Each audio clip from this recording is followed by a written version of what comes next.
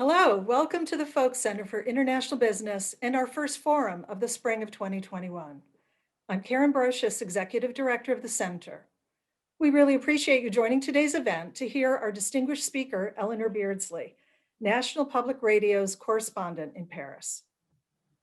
It's particularly fitting that we welcome Eleanor this week, as Monday was International Women's Day that recognizes international women leaders around the world.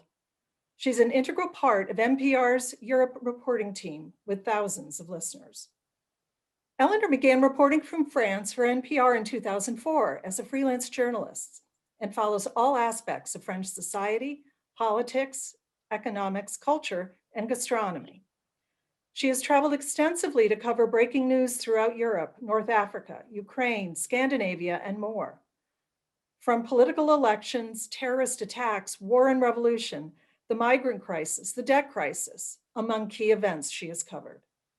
Prior to moving to Paris, Eleanor worked for 3 years for the United Nations mission in Kosovo. Eleanor says her studies and travels prepared her well for the job as a journalist. A Columbia, South Carolina native, Eleanor has a master's degree in international business from the Darla School and holds a bachelor's degree in European history and French, along with an honorary doctorate of humanities from Furman University. Welcome, Eleanor. Eleanor's presentation on the politics of COVID-19 in Europe will be followed by an open forum for questions and discussion. Jerry Mcdermott, professor of international business at the Darla School and faculty director of the Folk Center, will be moderating the forum and invites your questions for discussion after Eleanor's presentation. For the forum discussion, we're also delighted to have with us Bob Cox, professor of political science and the director of the Walker Institute of International Studies here at the University of South Carolina. He specializes in European politics and has written extensively on public policy issues in the European Union.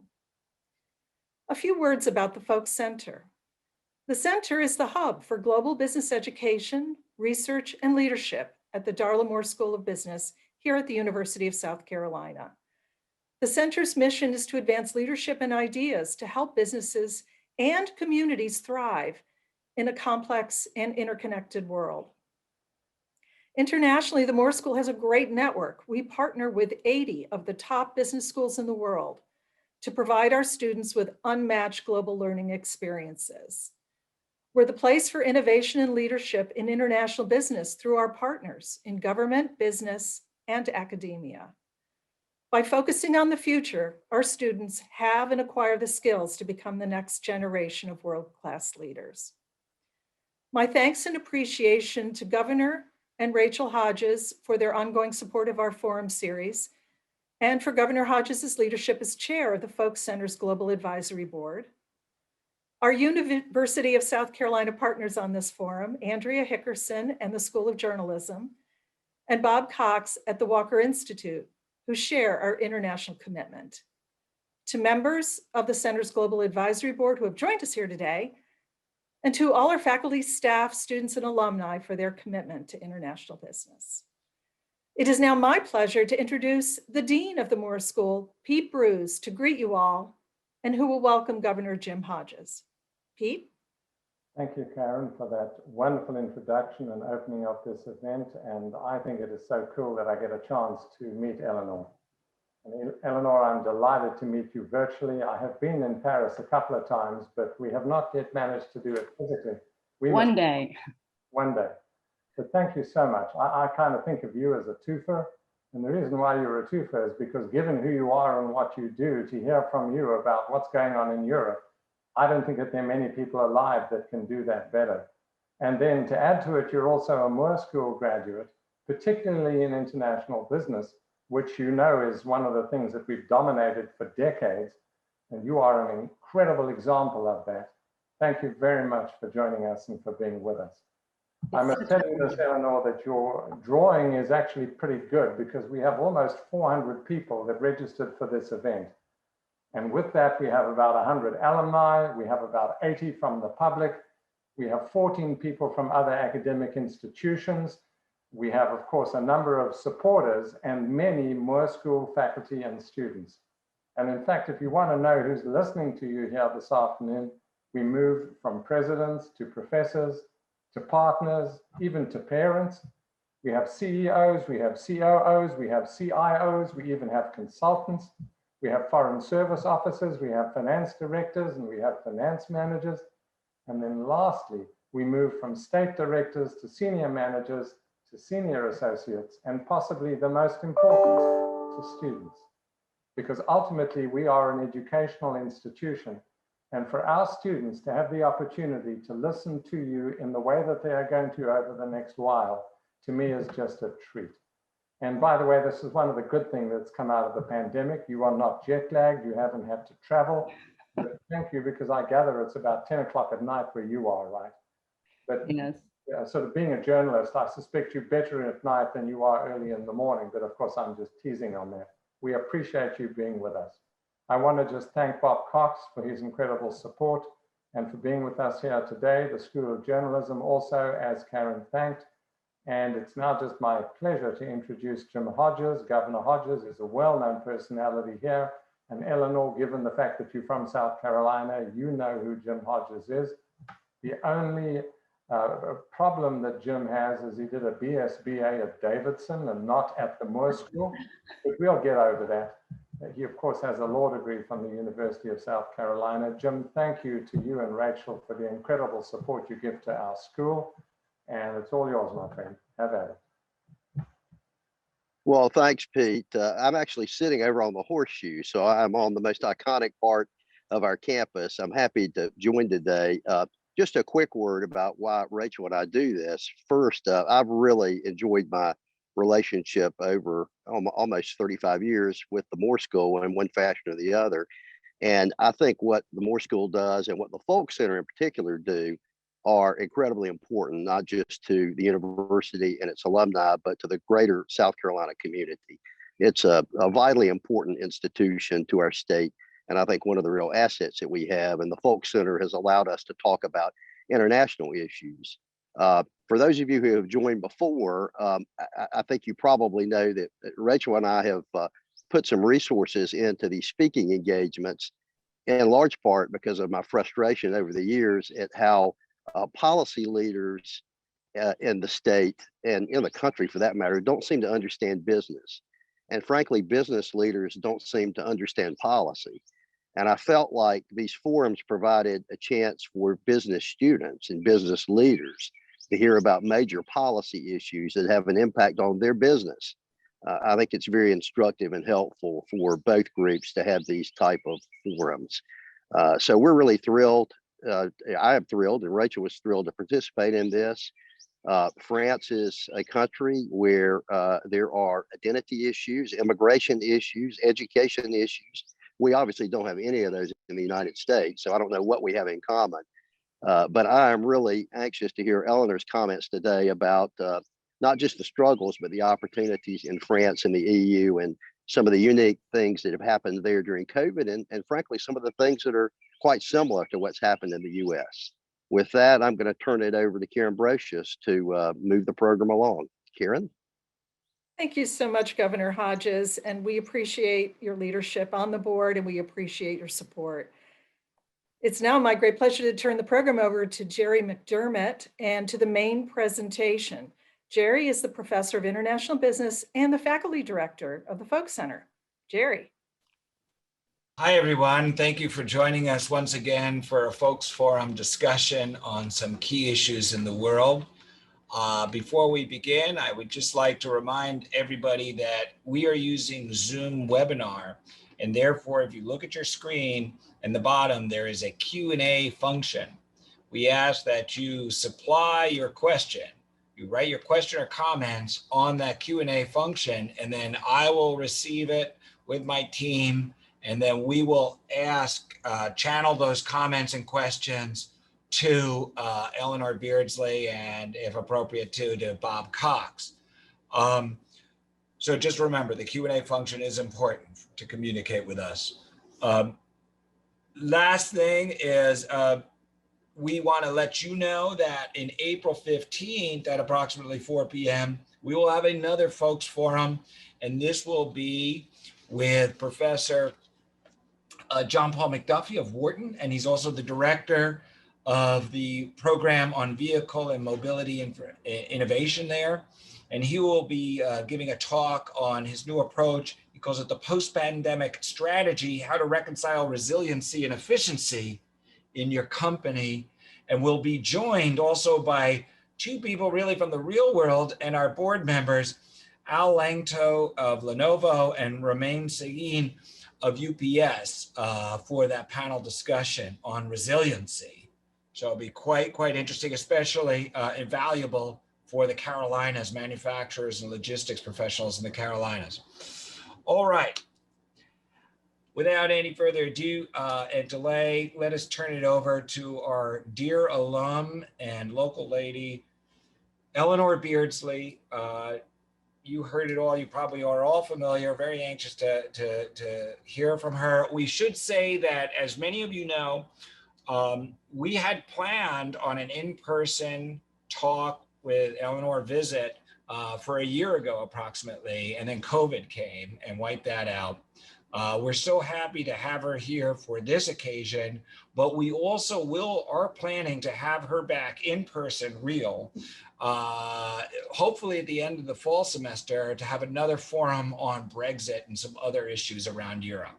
So Ellen, I'm going to turn my camera off and turn it over to you. Okay, Jerry, thank you so much, Governor Hodges, Dean Bruce, Karen. Very wonderfully complimentary introduction, and I didn't want to know how many people were online. You have not upped the bar, or made me nervous. I'm just kidding.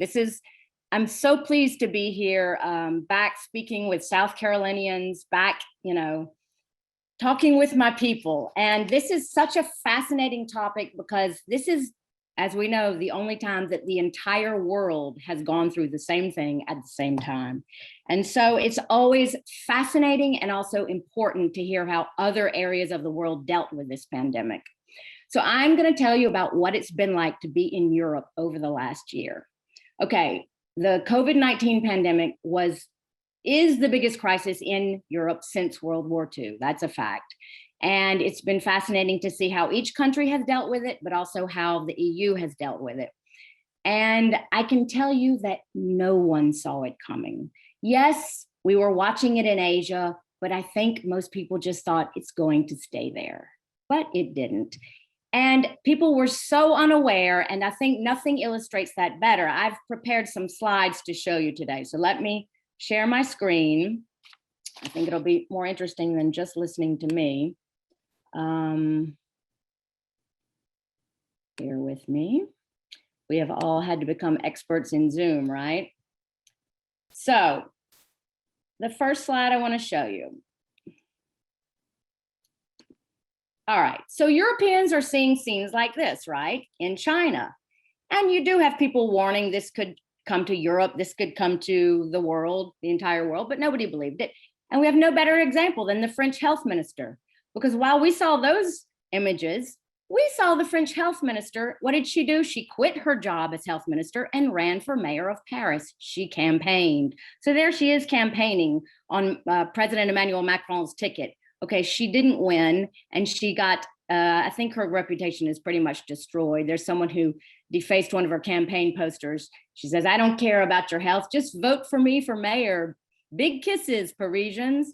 So anyway, we've got that going on. As Europeans are watching Wuhan, we've got this going on in Europe. I remember another anecdote. It was February. It was ski season. A lot of people go skiing in the Alps. So I was in the Alps last February, and there was a group of British tourists who had COVID because one of the skiers had come from Hong Kong. Well, they were isolated. They were put in hospitals. Everyone who had contact with them was traced, was also isolated. And I remember the new French health minister saying, literally at the end of February, "We no longer have any COVID cases in France." And that, it's surreal. And then Italy got walloped and everything changed because this Chinese pandemic was it was at France's southern border. So we saw, the army dealing with the caskets were piling up in the Lombardy town of Bergamo, which was the epicenter of it. We heard about, doctors who had to choose who would live and who would die because they didn't have enough ventilators. I remember our correspondent, my colleague Sylvia Poggioli, reporting on it. And I was talking with, the foreign editor after they had locked the entire region of Lombardy down, and we said to each other, "My God, this is medieval. What's happening?" So, but I think even then, people didn't realize it was going to spread like it did. But right when this happened in Italy, that's when the European Union its basic tenets were threatened, because that's when people began talking about closing borders. Open borders, the free movement of people and goods, is the DNA of the European Union. And that's when it first began to be questioned. So still, as Italy reeled, I think other countries didn't quite think it would hit them, but it hit hard. It came to the north. And France has actually been one of the hardest countries hit. France has been deeply shaken by the pandemic, not just because it's had a huge death rate, 89,000 dead now. It's not the highest. Britain has 125, Italy has over 100, but it's shaken France's image of itself. For decades, France's healthcare system has been touted as one of the best in the world by the World Health Organization. People just thought that France would be ready for that. And there's a huge debate now going on in France about le grand déclassement. And this is an editorial from Le Figaro. This is an economist, very prominent one. And there's a discussion about, has France slipped from the top rung of nations? Are we no longer one of the big countries in the world? And, that was only compounded by the vaccine, because this man, well, that's Louis Pasteur. France is the home country of Louis Pasteur, who is said to have come up with the first vaccination process for rabies in the 1890s. And yet France was the only major country, Britain, the US, China, Russia, not to come up with its own vaccine. And to add insult to injury, the CEO of Mcdermott, Stéphane Bancel, is a Frenchman, and he went to the US to launch his company. So it's been hard for the French. It's been difficult in more ways than one. Those early days of the pandemic, there wasn't enough masks. There was a huge mask scandal in France. There were nearly 1 billion masks misplaced in France. It was the mask scandal. Nobody had capacity for production. A real low point for the EU was when Germany and France withheld PPE from Italy. That was very, very sad. And guess who delivered masks to Italy? China did. So you had European nations literally fighting it out on the tarmacs in China to get masks, to get cargo of PPE. And, we saw masks really being used as a geopolitical tool. The Chinese are using it for soft power. And, our own president, Donald Trump, with him, it became a political statement. One of the really successful things in France was the medicalized TGV. I don't know if any of you have ever taken the high-speed trains in France, but they're amazing. They go around 180, 200 miles an hour, and they're just smooth as silk, and there's not a bump. And so they had actually practiced these medicalized TGVs where they strap stretchers across the tops way before the pandemic, and they pulled that out, and it was very successful. And they transferred people from the hard-hit eastern region to other regions where there were hospital beds. And so that was one success story. Some of the stereotypes you have in your mind about Europeans held and some didn't. For example, in Italy, the Italians are mythical for not obeying rules, right? Well, they obeyed the lockdown to the letter, said our correspondent, Sylvia Poggioli. And of course, the Germans, as they fit their national stereotype, for the first wave, they were ready.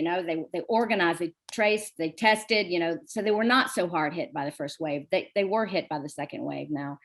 But they did really well in the beginning, and that's thanks mostly to this woman, the Chancellor of Germany for the last 15 years, Angela Merkel. She's a physicist, she's a scientist, no surprise.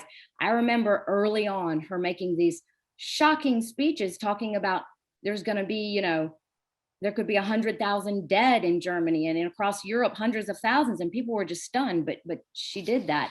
And before the pandemic, she's leaving office next fall, and people had largely moved past her. The Germans were thinking about the after Merkel. But because of the pandemic, she has really come back into the limelight, and all eyes are upon her. I mean, she's really gained in popularity during the pandemic, her decisions and she's had to fight hard with the different, because Germany is decentralized, but she has really, really done well. In contrast, Britain has been clobbered, and perhaps it's partly the fault of its leader, who sort of poo-pooed the pandemic in the beginning. He didn't go so far as to say it was a hoax, but he did come out of a meeting early on, I think it was in February, and he said that he had shaken everybody's hand. And so, that was kind of shocking. But Boris Johnson, Prime Minister of Great Britain, he did get COVID eventually, and he was hospitalized for more than a week, and he was in very grave state, and he nearly went on a ventilator. So he came out of it a changed man. And we can see how Britain is really going gangbusters with their vaccination strategy. And that's partly because it failed so horribly in the beginning. And I think he's trying to make people forget that. But anyway, the tiny nation of Greece, which is also seen as maybe a chaotic place, they locked down very early and they had very few deaths in the beginning. They too are being hit by a second wave. And then we have Sweden, which was the only country in Europe to have no lockdown measures. But it wasn't that people didn't believe in it. It's just, it's a small country. They have very strong broadband. People were able to work from home, very high trust in the government. So people did follow restrictions, but even their strategy of not locking down, they abandoned it with the second wave in January because they've had many more deaths than their neighbors, Denmark and Norway. Let me just tell you about the first lockdown, because I know that in the US it's a patchwork of things, right? But it's so strange when an entire country is locked down. And I will never forget the day. And it was this day that sticks in my mind. That's a picture I took. That's the grass outside the Louvre Museum, and everyone is just lying around. That's on March 15th. So that's a Sunday. On a Saturday night, all the bars and restaurants and cafes were closed for good, which was surreal. And people still didn't get it because they were all running out to the bars to have a last drink before they closed. It's, when we look at that now, it's insane, but that's what people did. The next day, this was the sunny day, people were all over Paris, just walking. I remember that day. I was so close to so many people. Anyway, so that's a Sunday. On Monday night, President Macron went on television and he said, "We cannot do this. I saw grandparents walking with grandchildren. This cannot happen. We are at war." And he said, "Tomorrow at noon, we are in lockdown. You cannot come out of your house anymore." And it was like, it felt like a war starting or something. Those with country houses fled. There was a big exodus immediately. But those of us who stayed in Paris, like yours truly, we began life under lockdown. And boy, was it strange. There's the Arc de Triomphe, which usually has just thousands of cars whizzing around it. There was no traffic. There were animals in the street. This is my daily walk on the Seine River. There were ducks out there all the time. There were the birds. You heard it was really strange. We had a new rhythm to our lives. The kids were at home. They were on virtual learning. This Chinese pandemic, which it was Chinese in the beginning, was fully upon us. But, there was a solidarity in those early days. And I very much needed that, because at 8 o'clock every night across Paris, but across many cities in Europe, people would come out on their balconies and they would beat their pots and pans and they would cheer for the healthcare workers who we knew were really, really suffering. And so in the day, you could hear a pin dropping, you could hear the birds, and you would think, I feel alone. It's like a desert city. But at night, everyone would come out, and I never missed that. I would always be out there cheering because I felt like we need to be there. Also, there was great creativity. You had opera singers, and you had dancers, ballet dancers doing routines in their living rooms and streaming them. And then there were some really fun memes I'm going to share with you. This is a balcony. People hung, beautiful signs from their balconies. There was so much support. Anyway, there was some memes. So this is the workout of the confined. 1, 2, 3, and repeat. I'm sure many of us did that, a little too much of that, right? And then I love this one. Change of planning for Easter vacation this year. And then, all of our lives went to Zoom. So how about this one if you haven't seen it? Isn't that great? The Last Supper in Zoom time. Anyway, amidst all of this, the EU was amazing. It came together and it did something it had never done before. It took out common debt. It launched a 750 billion euro bailout package with the backing of EU bonds. And this was, for the longest time for Germany, which is the biggest economy in Europe, that was a taboo. They never did it in the Eurozone crisis. We're not going to take out European-backed debt for individual countries. But But Merkel, she really went to bat, and she told the German people, you're not going to be okay unless all your European fellows are okay. So they did that. And she was hailed across Europe. And this is a French magazine, The Boss, How Merkel Can Save Europe. So she was really, she's a hero in Europe for a lot of what she's done. So by the end of May, people are feeling good in Europe, you know. They wore masks. It was never inside. It was never a political statement in Europe. It's not that there weren't conspiracy theories. There were a few, but nobody really ever thought it was, you know, a hoax, and people complied with lockdowns. There were some protests, not too many. However, France did have its guru of hydrochloroquine, that is Didier Raoult. He's a surgeon in Marseille, and he was promoting hydrochloroquine to fight COVID. And, you know, the New York Times magazine did a huge piece about him, and President Macron went to see him, and somebody else listened to him. So here's a cartoon of Trump saying, yes, and we're going to try this vaccine that comes to us from Marseille. So that was the sort of, and he's sort of been disgraced now, but in the beginning, people didn't know what to think. And so Europe felt that it was sort of beaten. Okay, we knew there was a second wave in the 1918 pandemic, but surely to God, after what we've been through, that's not going to happen, right? Anyway, it was a beautiful summer, and Europeans did what they do best. They went on vacation. And this was really a strange but lovely summer in a way. When I look back, it was Europe for the Europeans. There were no busloads of Chinese tourists. There were no Americans in Paris. And for the first time, I felt like Parisians really enjoyed their city. Look, here's some dancers on the Seine River. People were just rejoicing. You know, coming out of those 2 months of lockdown, it was just this feeling of, and in Prague, they had a dinner, you know, in the city across the bridge. And, you know, a footnote is 6 months later, Prague had the highest per capita death rate in Europe. So anyway, by the end of August, things are starting to climb again. The rate is starting to climb. We're starting to get warnings. And then Paris made masks mandatory outside. Boy, well, anyway. Oh, sorry. This is what we saw while we were in Europe on vacation. This is the kind of thing we were looking at. We were horrified. We were looking at it skyrocket in the US while it was so low in Europe. And we enjoyed that summer, but it was short-lived. So people began wearing masks. That's a wedding party on the Seine. I guess people were tired of putting their lives on hold too. I thought that was nice. The bride is wearing a mask anyway. And kids went back to school in September. And despite you know, the rates rising again, and that's been another success in France. They've kept the schools open, and and that has not spread the virus. The kids and the teachers wear the masks. They distance. There's different rules in the canteen. And a lot of times, I think they come home for lunch. They close the canteen for a while, but it's worked. But they've closed restaurants and bars. They've stayed closed.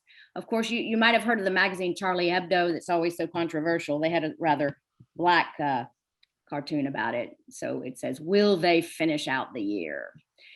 So in October, we went into a second national lockdown. We had a 6 p.m. curfew in Paris before that, but it wasn't strong enough. And it was kind of horrible and different the second time around. You know, there were no more Zoom happy hours. Nobody's clapping from balconies anymore. It's just sort of a grim reality that this is not ending. And how much longer can it go on?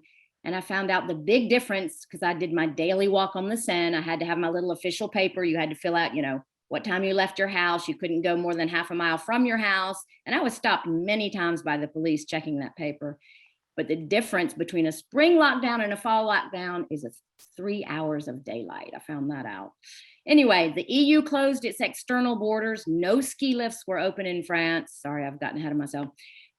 And then came the vaccine in December, right? It was fantastic. And in another historic move, the EU came together to buy the vaccine for all countries together to avoid competition, to guarantee equal access. It was a very noble effort. It's a wonderful idea, right? But they did not realize how difficult it was going to be to get 450 million doses, right? So the EU has been very slow. It's been a disaster. Everything that could have possibly gone wrong has gone wrong. You know, the regulators, the Brits got the Pfizer BioNTech vaccine 3 weeks before the EU. They were taking it over Christmas. We were watching in the EU Americans and Brits being vaccinated, and we still didn't have it approved in Europe. And the Germans were particularly just livid because that was their company, BioNTech, that made that vaccine. They couldn't get it. So it's been really bad. And actually the German finance minister was quoted as calling it a shit show. So right now, today, 25% of Americans have been vaccinated. The UK has vaccinated 33% of its citizens, and yet only 8% of people in the EU have been vaccinated. And in France, it's just 6%.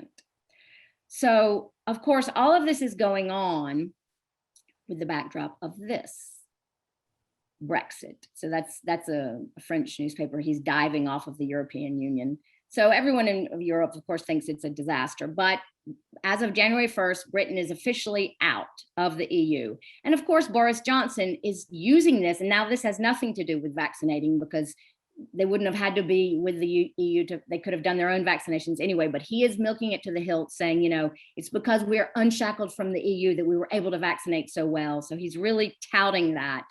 And, the face of the EU vaccine disaster is this woman. This is Ursula von der Leyen. She's a German woman. She's very impressive. She speaks 5 languages, but she's the president of the European Commission, and she has failed at getting the vaccine out so far. And she's been under huge attack. Of course, she says the European Commission is being scapegoated. She's blaming the drug companies, AstraZeneca for delivering, late and not enough. But basically, the EU has not enough production capability. They've botched the rollout, the distribution. They're approving late. The Johnson & Johnson has not even been approved yet.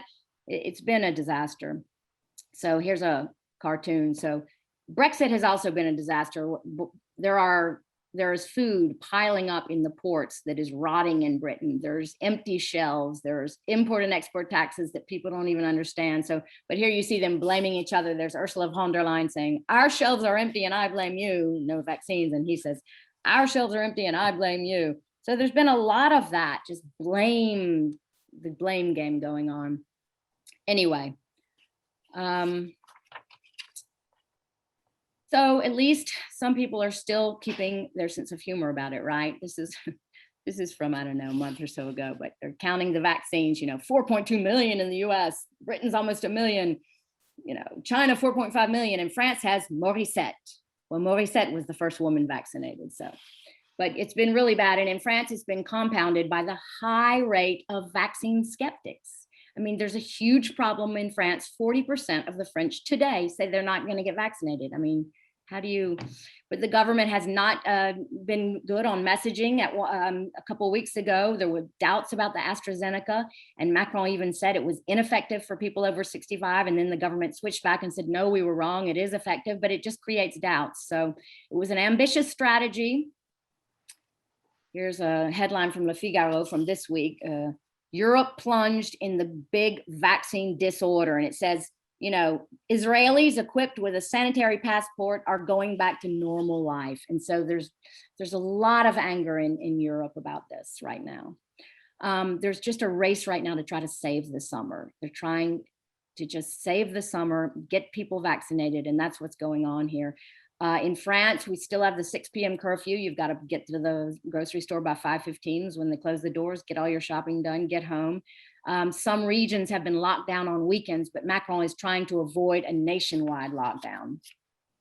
He's always based his decisions, he said, on science, but his government is clearly divided on what to do, and he's not really come out of this very well at all. And here's a recent cartoon in Le Monde where there he is, isolated in the Élysée Palace. Can someone tell me what to do? So that's sort of the image that Macron has. There's still time. The EU still has time to get a lot right, but this whole pandemic poses huge existential questions about the EU's existence, about closer integration, about open borders. Is there going to be another pandemic? And it's not just about the European Union that it's raising questions. Like all over the world, people have noticed that the environment is actually very important. People are now questioning the way they lived before, the travel, the waste, the consumption. Young people in Europe are just lost. Macron said, it's terrible to be 20 in 2020. And he's right. I mean, there were riots in the streets of Spain last week, a couple of weeks ago. 40% of the Spanish young people are unemployed. It's the highest in Europe. Young people are just, students are just, you know, out of classes. There's mental health issues. There's huge mental health issues everywhere. There's talk of vaccine passports now, not just to travel, but just to go to maybe museums or art shows. But, you know, does that create discrimination, especially when you consider that 40% of the French don't even want to get vaccinated? So there's all these questions going on. You know, so many people worked from Zoom. Look at us now. I was supposed to come to USC last April. We're doing this on Zoom. Will people ever go back to the office like before? Will city centers become ghost towns? London is a ghost town from what I hear. It's just, you know, and there's going to be just devastation, economic carnage. How many restaurants and cafes and will never open again? Governments are in huge debt. You know, across the EU, they have spent billions paying companies to keep employees employed so they don't have mass layoffs. It's good, but how long can it go on? And also the pandemic has highlighted Europe's overdependence on countries like China and India for medicines, for, you know, protective equipment. And just last week, Germany unilaterally closed the border with the eastern French region of Moselle because the South African variant is just going wild there. And that was seen as hugely symbolic because it wasn't, you know, Germany and France are considered the motor of Europe. And when you're closing borders, and it's not for tourists, there's all the trans-border workers who go over the border every day to work in Germany and to work in France. So they have to now have COVID tests. So this really calls into question whether this open border policy can work when the motor of Europe can't even make it work. So I think right now, people feel like there's going to be a reordering of not just the EU, but of society, of work, of environment, everything. And there may be winners and losers, and we're just waiting to get out of this to see what is going to happen. But we're on the cusp of a new era, and that's really felt in Europe. And yeah, that's about how it's been for the last year. Thank you very much, Eleanor. And Bob, could you turn on your camera? Eleanor, could you? Yeah, that's great. Yeah. Drop your. I'm adept at Zoom now, Jerry.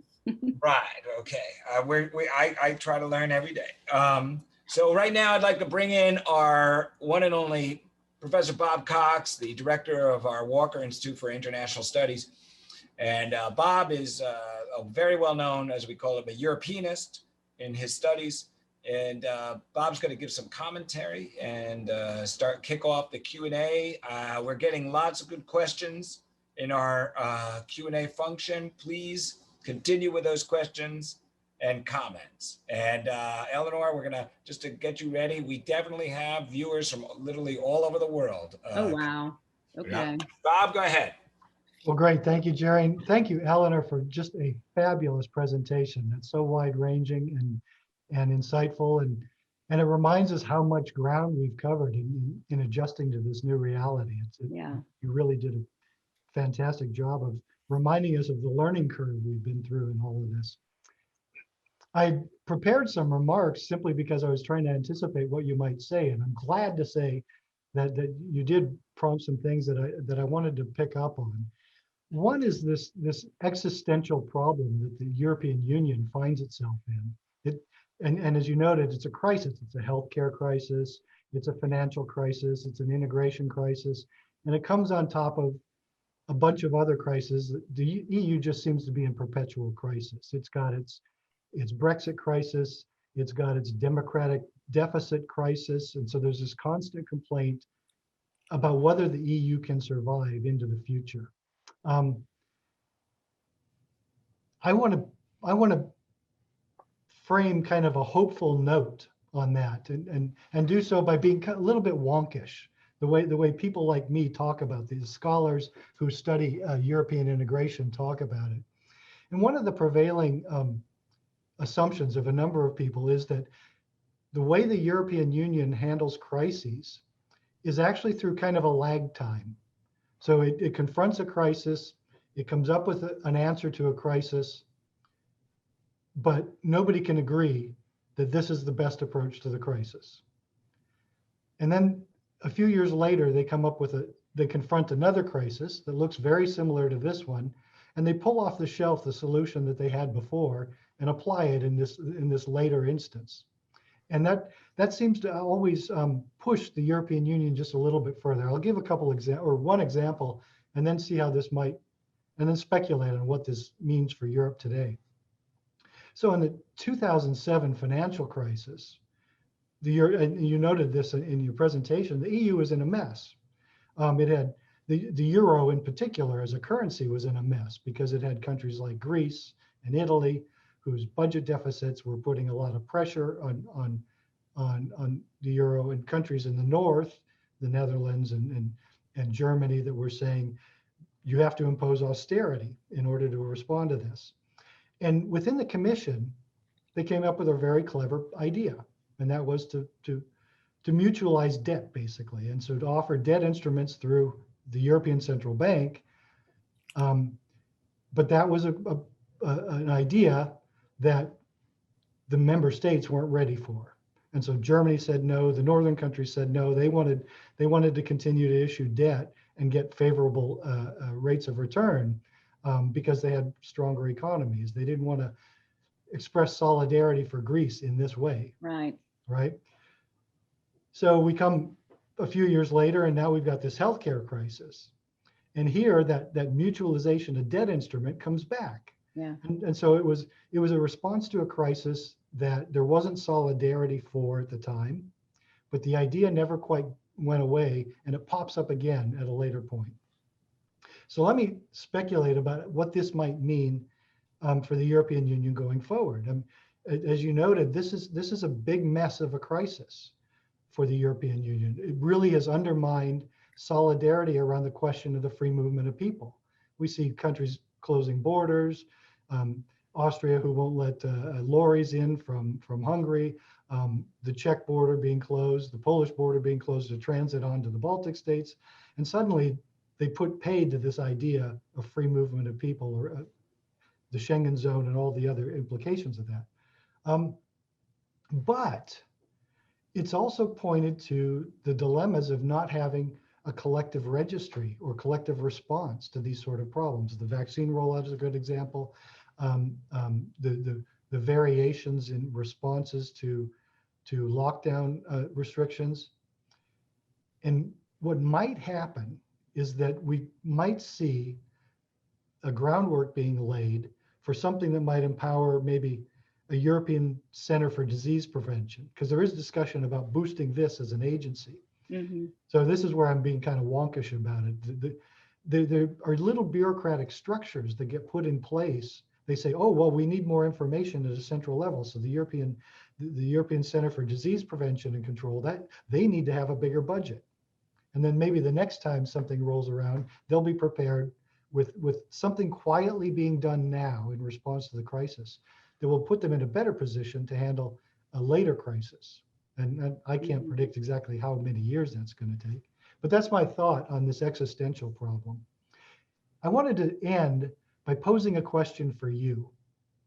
And this is a question that gets back at one of the issues you mentioned right at the end when you talked about the motor of the EU, the Franco-German engine, this relationship between France and Germany that's always been kind of the driver of European integration. Whenever those two countries and their leadership agree, we see a big push towards more integration. And that motor's been a little bit quieter in recent years, and especially during the years that the United Kingdom was involved. Because the United Kingdom, as Margaret Thatcher put it very, very bluntly, I'm going to go to Brussels and shake my handbag at them, right? Her Right. objective was to slow down European integration and keep it just to the things that worked for Britain. And that was always frustrating to those who wanted to push further. Exactly. Yeah. Now, when I saw President Macron get elected, he came in on a huge wave of popularity. And this is about the same time that Angela Merkel announced that she was not going to seek another term. So this, for the president, was his opportunity to be the leader of European integration. And he kind of assumed that mantle for a while. I want to ask you this question. Now that he's been buffeted around by the response in France to the virus and some other things that he's done that have caused his popularity ratings to fall. Is he no longer has a capacity to be kind of the motor of European integration? And I'll leave that question with you. Thank you so much. Okay, Bob. You know, Britain left, and that was a huge blow. But in some ways, people took it as, well, you know, the Brits were always half in, half out anyway. And so France and Germany, Merkel and Macron have been very close. And he wants deeper, much deeper integration. He wants really like a United States of Europe, and he has been pushing for that.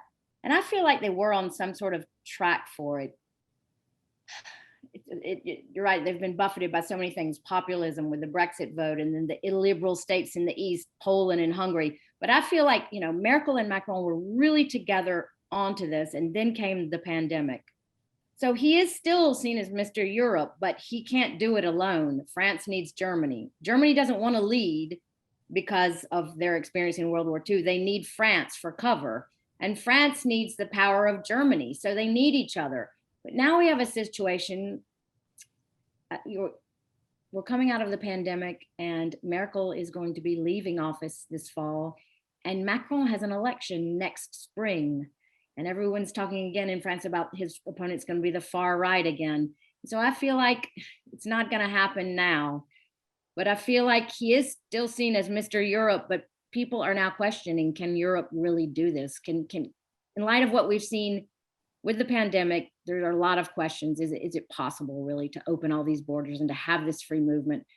But there is still time. They could succeed with this vaccine, I think. They still could. Europe could open up for the summer. And honestly, Brexit is a disaster. The taxes and the unknown and the rotting food. I mean, I watch it on the news, and I talk to friends in Britain, and it's just astounding. So Britain is really flailing, and a lot of Brits feel that Boris Johnson is just, you know, plugging the vaccine to just cover that up. But so yeah, I think he's still seen as Mr. Europe, but he's lost dimension, he's lost stature in this pandemic. But everybody has. This pandemic has just buffeted Europe. I mean, the EU, I think everyone is going to have to hunker down and reassess. And who will be the next leader of Germany? And will Macron be able to have a relationship like he has now with Merkel? Because when you see the two together, you do feel like, you know, when they come together for their conferences and they make these European speeches, it's like, wow, this really could work. But then you're right, it hasn't. And but they did come together, like you said, on the debt. They learned their lesson from that many years ago, and they did it this time. So maybe they will get it together, but it's going to be hard. Let me interject here, or intercede with some questions. So we have a panoply of issues that are thrown onto the screen in front of me. And I want to sort of pick up, so I'm going to actually talk a little more about high politics and then get into some more COVID related issues. And the high politics to pick up on, first of all, is a number of questions or a number of people are asking. And by the way, you just mentioned this thing about London and England. And so Katie Barnacle shouted out in the middle of your talk, hey, we're still in lockdown in London, right? And then we have people shouting in from Barcelona saying, hey, you know, what about our debt and how are we going to survive this? So clearly your talk is initiating a set of responses across not only the United States, but in Europe. So, but a big set of questions is all about this nationalism. So we know that we've seen the rise of nationalism, populism around the world prior even to COVID. And whether it was in mainstream EU, rump EU, or if it was in the new member states. And then COVID has come along. Have you seen in the politics of France or even in Germany or elsewhere, is this only fueled those nationalist movements, or are the mainstream parties getting their say now? I feel like, Jared, that populism is waning. A lot of it had to do with, you know, President Trump losing power, losing the election. People were mostly happy about that across Europe. And for example, Marine Le Pen, I mean, she's one of the prominent far right, you know, figureheads in Europe. she's really not said much. Nobody, even in the East, Viktor Orban of Hungary, nobody has considered that this pandemic wasn't real or jumped on that bandwagon. We haven't really seen a lot of that. I think people are just reeling. You know, Macron wanted to turn the French economy around and he had so many plans and it's all been laid to waste. I mean, but I do not see populism right now as rising with this pandemic, no. And I think a real test will maybe be next year's presidential election in France. Will Marine Le Pen have more, how much percentage of the vote will she get? That might be a test for it. But no, I don't feel like populism is rising right now. I feel like— Well, related to that, you brought up those images of Italy that were really the first European country to get walloped, if not the first rich country of the world to get walloped by this. And their government broke up and they're trying to put things back together. What's the view from France about Italy? Because that may be a bellwether about how things are going to evolve there. Well, I mean, Italy has had so many governments, so part of it is that. But they were, Giuseppe, I'm blanking on his name, Conte. I mean, he was considered to have done his best, but I don't know. I think the jury's still out. Everyone is still reeling. I mean, I guess people feel in France that poor Italy was hit first. They have so many old people. I mean, that was part of it. It hit these towns with huge percentage of the population is elderly. That was at the beginning. Nobody knew how to deal with it. I mean, Britain has really handled it poorly. I remember doing interviews before when it was right when it was starting, and people were saying, we think Britain is going to be the worst hit, and it was. So I think nobody is judging Italy. Their government changes a lot, and it's hard to say. Britain is seen as not doing well. Germany's seen as doing well, and everyone's just gotten walloped. So staying with the politics, though, of it, clearly the COVID crisis had an impact on high politics, presidential politics in the United States, like no other issue. And what have you seen, or how have you seen COVID impacting domestic politics in major European countries? I mean, you were sort of suggesting this before, there's an election coming up, but have you seen, at least in any of the countries where COVID has really slammed a leader and going to significantly damage him or her or a set of parties, or the opposite has led to, like in New Zealand, where everybody is fetting the prime minister of New Zealand and her response? Yeah, it's true. I mean, it totally boosted Merkel, but she's not running again. But she became, once again, people had moved past her. They were looking to the future, and then all eyes came back to her. But of course, she isn't. She will be gone as of the fall. Macron has not fared well, despite, basing his decisions on science and always calling scientists, but he's not fared well. His government seems divided. They don't seem to know what to do, as we saw in that cartoon. Honestly, with 20, Boris Johnson has not fared well, but it becomes like, beyond that, it's just like 27 countries in a whole year of this going on. There's just so much moving that it just becomes mind-boggling after a while. So I don't really, people go up and down. I don't have much comment to make now. It changes. It's just constantly changing. There's 27 nations. It's the most, it just leaves you completely without words what's going on right now. Before I go to another question, Bob, you want to let me take that to you as well. Yeah. In your observations, where have you seen sort of COVID having an impact on electoral politics in Europe, or are there any examples? We're gonna see what happens in a few months. Well, I think COVID's had an impact on electoral politics everywhere in Europe, but sometimes in some surprising ways. The Netherlands was a country where we expected something really sane. The Dutch have this reputation of being very pragmatic. And a few weeks, I guess a couple of months ago, there were huge outbreaks of protests over curfew restrictions. And these were outbreaks that over the course of a weekend appeared in, I think, about 12, 15 cities, something like that.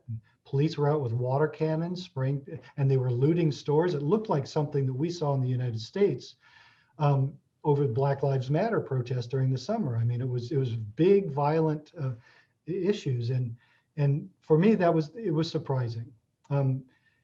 The other thing that's kind of surprising in the politics of it is as Eleanor was mentioning, the vaccine skepticism. Yeah. Right now in Germany, there's huge skepticism about the AstraZeneca. I think it's the AstraZeneca vaccine, where even healthcare workers are getting interviewed saying, "Well, I'll take a vaccine, but not that one."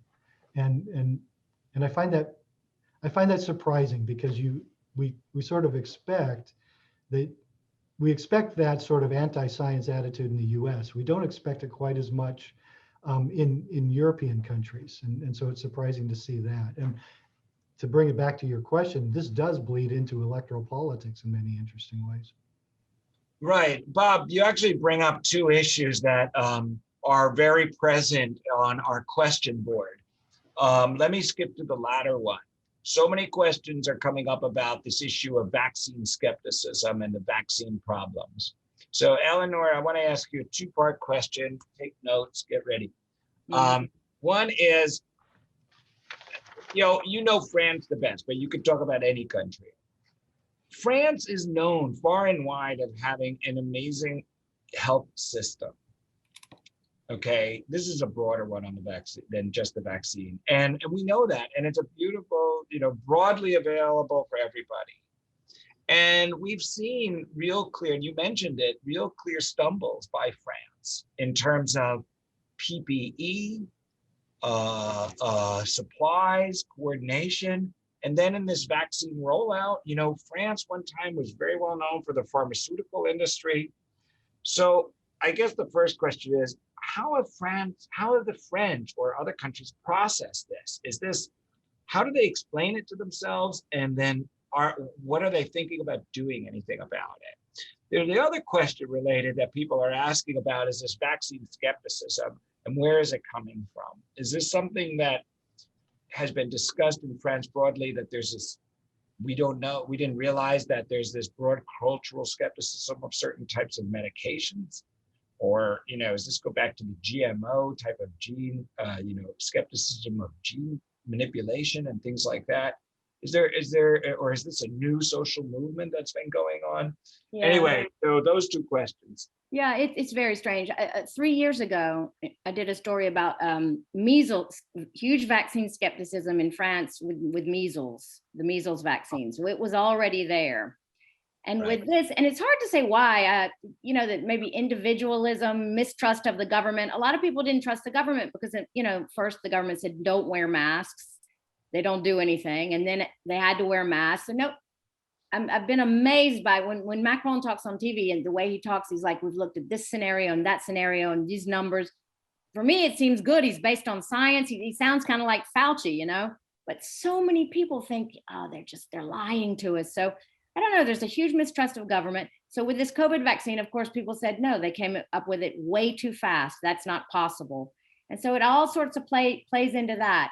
And yet, for example, QAnon, this conspiracy, it's just now sort of coming in France. We don't have any of that like you see it in the US. So it is kind of astonishing, but the French government was very aware of the high rates of vaccine skepticism. So when they started to roll out the vaccine, they did all the wrong strategies because they were tiptoeing around the anti-vaxxers. And now they've tried to reverse strategy and really get out there and promote it. And in the past, there was a big, with the H1N1 virus several years ago, they had a disastrous vaccine in big gymnasiums and it looked horrible and it wasn't it wasn't a pandemic. And so they've suffered a lot from their past, glitches in vaccination campaigns. So it's sort of just like a combination of things, but they just seem to keep stepping in it because just a couple of weeks ago, Macron, made the comment that the AstraZeneca vaccine was basically ineffective for anybody over 65, which now the government has reversed itself. So people are vaccine shopping. No, I don't want that one. I want this one. And you can't do that. So I think it's just a combination of reasons, but it is very, very surprising. I agree. And I think no one can quite wrap their head around it. But the vaccine skepticism did not start with the COVID vaccine. It was there before, and it's only grown now. Right. And so to my question before also about seeing a place like France, which was so strong in its health system, and then see it stumble. in the supplies and in terms of PPE, ventilators, and now the vaccine. What are the French talking about the future? Are they sort of saying, first of all, are they going to blame someone about this? Or they're saying, hey, we're going to go back to our classic French dirigisme, right, of industrial. Yeah, that's what I was saying in my report. There's this whole just soul searching right now about the déclassement. Everyone's like, we have slipped from the top rung, and COVID has just shown us, like wars and other economic disasters, it just, has winners and losers, and we are not making it as a country. So France is really questioning itself right now. Yes, everything needs to change. They turned a couple of factories around to be able to make masks, but they realized that, and Macron wants Europe to be more sovereign, to be more independent, to be able to supply itself. So that's sort of part of that too. But the French are reeling right now because very high death toll. Yes, they thought they had one of the most fantastic health systems, and they saw that it wasn't that great, or it just failed like everybody else's, but Germany did a lot better. So huge self-questioning going on in France. Do you see a variation in that across major European countries? Again, I know you've talked about different places, but let's say, do you see any countries in particular sort of saying where you've seen surveys of the citizens being a little more satisfied with what the way their society or government has handled it? The Germans are satisfied. I think some of the Denmark, some of the Nordic countries have handled it fairly well. Okay. But yeah, I have some questions about more people and the COVID experience. Two sets. One is about workers, one is about daily life. So let's go to the daily life that we've all had to live through and try to dig into some maybe details of the French experience or the experience of its neighbors. You mentioned something that was very interesting and that's been a big issue here throughout the United States and continues to be in South Carolina. And that is the opening of schools, but at the same time, for instance, you said, in Paris and France, they put in a national curfew. I think, the most recent, and that started at 6 p.m. 6 p.m. Yeah. That's astonishing. Having lived in Paris, a 6 p.m. curfew in Paris. There's nowhere to go anyway, Jerry. Everything's closed. But the question, I guess, is how do people reconcile these two things, and how did the government? What was the reaction? What did the government do actually to help schools stay open? Did they actually do certain policies, certain infrastructure? And what was the reaction of the teachers, parents about this? Because this is a big issue. Yeah, it is a big issue. Well, they actually went back last spring after being out 2 months. They finished out the year. I think my son had 3 weeks of school, and he actually went to school. And at first, they didn't have there was talk about having half the class virtual and half the class in, but they went with all the class in. They just wore their masks. They did distance more, and they changed like cafeteria rules, or or kids came home for lunch. They changed all that, but it's been hugely, actually, I want to say successful. And they just followed, they aired out the classrooms. You open the windows, that's hugely important. But parents couldn't work with their kids at home. And, kids who are, from like maybe a single parent family, they were suffering. You had kids on the bottom rungs who were just falling out of the system. So that was just terrible. And you had people having mental consequences. Kids need to be in school. So France made a decision that we have to get the kids in school so the parents can work and people can be healthy, and we've got to close the bars and restaurants because that's where it's spreading. It's not, and they've actually done studies. It wasn't spreading from the schools. It was spreading from people at bars. And so in many states, we have a reverse policy. I know. It's strange. It's a balancing act because you've got to close down enough to stop it. But if you close down too much, you destroy people's livelihoods, and then you have depression. And so either way, so where do you put the bar? But I don't know. I guess I'm in France, so it seems to me so obvious you cannot have bars open. I have total confidence in schools now because my son has been in school since September, and nobody I know has gotten COVID from his school. There have been a few cases maybe, but not very many. Wow. Yeah. Wow. That is something. Another issue that's come up in our question board is about workers. There were a lot of discussions here in the United States about rules for worker protection during COVID. And then there were outbreaks. We're thinking of the poultry plant, famous stuff that happened in the Midwest last year. And then they had to be shut down, and then that led to food well, at least somewhat of a shortage of those products. How did France or other European countries address this issue of where it changes the whole idea of health place safety? Because there are some professions, right? You can't work from home, right? No. So you have the factories, you have food processing, and in France, and you have the farms themselves. Yeah, that's true. So it's true. All the stories I heard about us, food processing were from the US. And I mean, farming is more, just cattle farming, for example, is just industrial scale in the US. You have cattle farms with 1,500 cattle. You don't have that in France. I think it's in Europe, there's much more smaller farms and things. So that maybe it's organized a bit differently. But I know one thing, I would hear about American workers having no sick days, so they couldn't stay home or they wouldn't be paid. I mean, something like that is obscene for Europeans. I mean, if you're sick, you stay home. And yeah, I don't know about food processing plants, but I do know that people are being paid not to work in Europe. In the hotel industry and tourism, those companies are being propped up by, government loans right now, by money to keep their employees on, and yet their employees don't go to work. That's all most hotels are closed, but those employees are still being paid. So there's just a lot more money. There's a social safety net, and you can stay home from work if you're sick. And, masks have been mandated for a long time. So I think, yeah, you don't hear about people going to work and not having the PPE and having to work, even if they're sick, because they're not going to get paid. Right. So you bring up a couple of interesting issues again from that touch on our question board. One set of questions about or large companies. So there are at different times, finally, obvious one was the Budweiser commercial, the Super Bowl, but where companies started to actually make these advertisements about the time in COVID that were also trying to support people, that were trying to say, hey, we could stick it out or wear your mask, is trying to get involved. Have you anything noticeable about large French companies or other major European companies sort of doing such advertisements and supporting such issues? I know that at least in France, the labor minister said everyone who can work from home should be able to do so. But of course, you can't always work from home. And,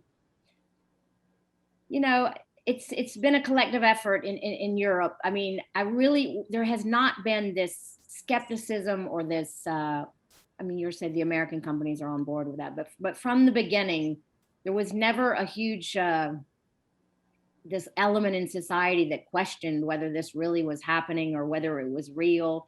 So I feel like, yeah, the companies have been on board there. Everyone has been trying to help each other, because there was never, I think once there was a demonstration with maybe 100 people in Paris protesting lockdown, and that's it.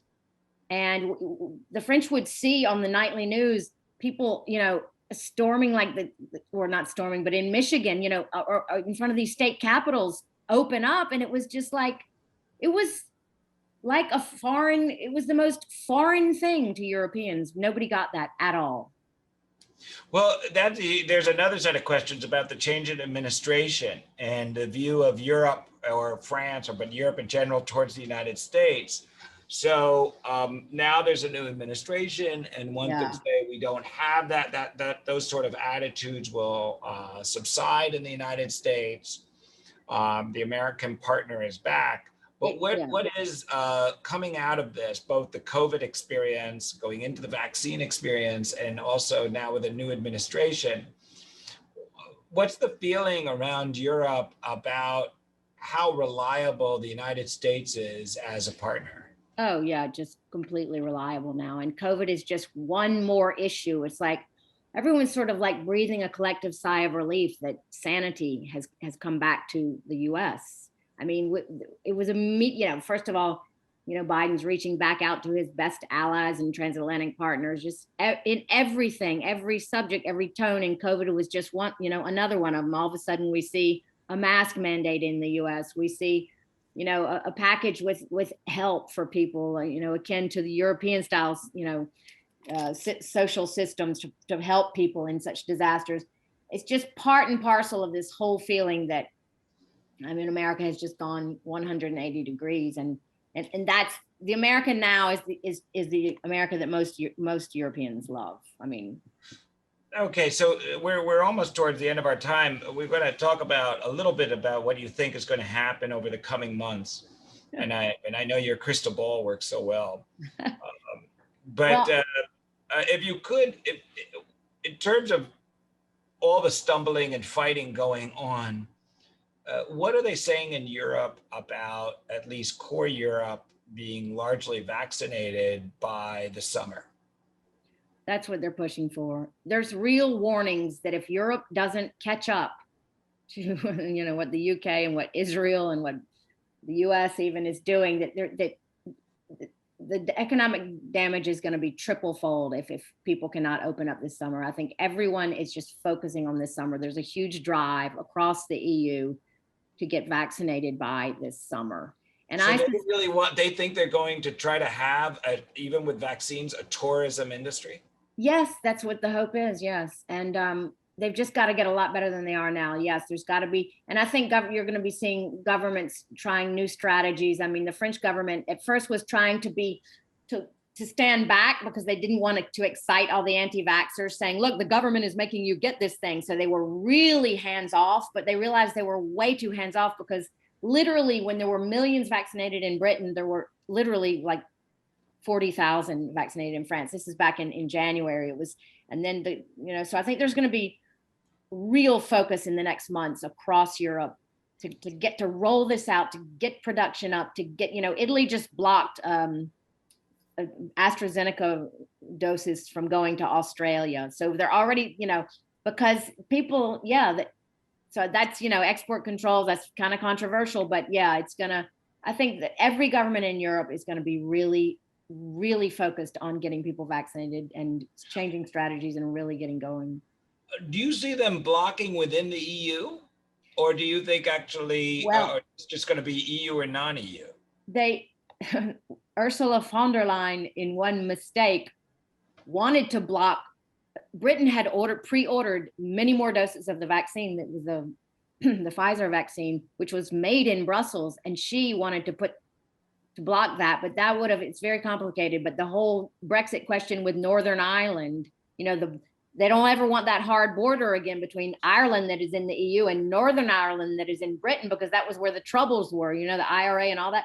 So all of a sudden, by blocking that from, that created from Britain, that created that hard border in Ireland again. So she pulled back immediately, and there was huge criticism because, my God, so it hasn't been blocked within Europe yet, but Italy did just block it from going to Australia. They just need to get more doses, and they need to get them out there, and they need to get people to take them. And if there's discrimination and vaccine passports, we're just going to have to deal with it, but it's just got to get rolled out. All right, as we conclude here, one last set of questions from your fans, and there are many, Eleanor Beardsley, many fans on our attendees of getting all these different questions, crazy questions about you. So here's the big question, first of all, that's coming across is, we hear you every once in a while, right, on or pretty regularly on the news programs. But could you foresee having perhaps your own show or a fixed time once a week? That's very flattering, but probably not. Right, okay. And actually a quick question because it wasn't in your intro, though Karen did great research on you. People want to know, what was your high school? W.J. Keenan, the Mighty Raiders. Aha, W.J. Keenan. Well, Eleanor Beardsley, thank you so much again for your time and sharing your thoughts and wisdom with us. And thanks to our wonderful Bob Cox over at the Walker Institute. And thanks to you all. And Karen, thank you for putting this all together, and our team here in the virtual world. But remember, we'll see you. Please always come into the Folk Center webpage with, we'll have videos, and we also have news stories going on. And we remind you on April 15th, we'll be back to study some new ideas on resiliency and supply chain management and competitive advantage in this post-pandemic world. Thank you very much. And thanks again, Eleanor. Thank you. Thanks, everyone.